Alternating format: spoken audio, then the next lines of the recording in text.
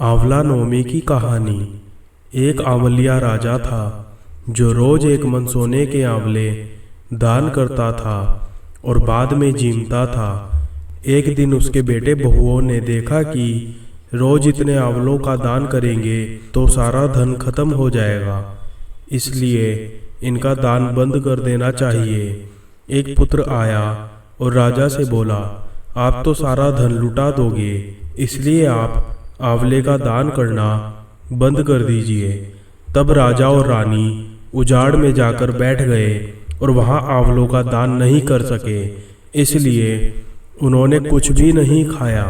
तब भगवान ने सोचा कि अगर हमने इनका सत नहीं रखा तो दुनिया में हमें कोई नहीं मानेगा।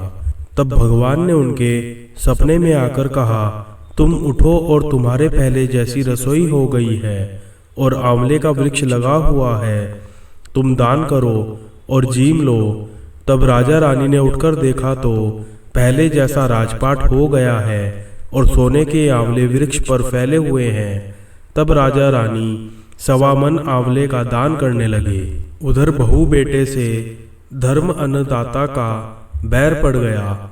आसपास के लोगों ने कहा, जंगल में एक आंवलिया राजा है, सो तुम वहां चले जाओ तो तुम्हारा दुख दूर हो जाएगा। वे दोनों वहां पहुंच गए। वहां पर रानी अपने बेटे और बहू को देखकर पहचान गई और अपने पति से बोली, इन लोगों से काम तो कम कराएंगे और मजदूरी ज्यादा देंगे। एक दिन रानी ने अपनी बहू को बुलाकर कहा, मेरा सिर धोकर नहला दे। बहू सिर धोने लगी तो बहू की आंख में से पानी निकलकर रानी की पीठ पर पड़ा। तब रानी बोली, मेरी पीठ पर आंसू क्यों गिरे हैं, मुझे बताओ। तो बहू बोली, मेरी सासू की पीठ पर भी ऐसा ही मस्सा था और हमने उन्हें घर से निकाल दिया। वह 1 मन आंवले का दान करते थे तो हमने उन्हें भगा दिया।